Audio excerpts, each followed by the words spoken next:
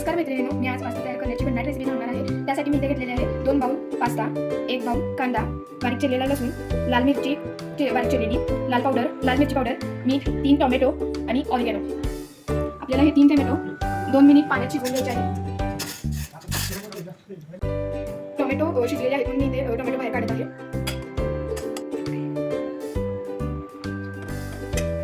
Tomato मी काढून घेतलेले आहेत। आता मी हे 2 कप पास्ता टोमॅटोच्याच पाण्यात मी उकळून घेणार आहे आणि त्याच्यामध्ये चवीपुरते मीठ घालायचे आहे। आता मी या टोमॅटोची साल काढून घेणार आहे आणि ती मिक्सरला टोमॅटोची पेस्ट करून घेणार आहे। पास्ताच्या पाण्यात थोडंसं तेल घालून घ्यायचं, म्हणजे ते शिजल्यानंतर सुट्टे होतं। पास्ता इथं शिजलेला आहे म्हणून मी याचं पाणी या चाळणीतून ओतून घेणार आहे।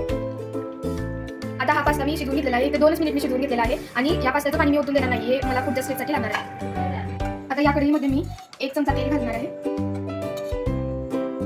त्याच्यानंतर मी याच्यामध्ये लसूण घालणार आहे। यामध्ये मी थोडेसे तूप पण घालणार आहे, तुपामुळे चव खूप छान लागते। मी खरपूस भाजून घेणार आहे आणि आता त्याच्यामध्ये मी कांदा घालणार आहे। आता मी कांदा भाजून घेणार आहे। गॅस थोडा लो ठेवायचा आहे। आता हा कांदा भाजलाय, मी ह्याच्यामध्ये टोमॅटोची पेस्ट केलेली ती घालणार आहे।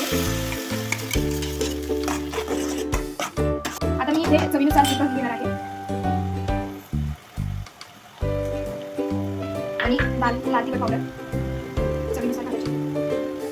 आता मी हे थोडं हलवून 5 मिनिट लो गॅसवरती झाकून ठेवणार आहे। आता हा टोमॅटो चांगला भाजलेला आहे म्हणून मी यात आता पास्ता घालणार आहे।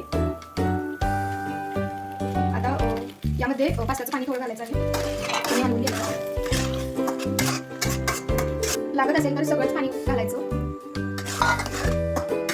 आणि हलवून घ्यायचं आहे।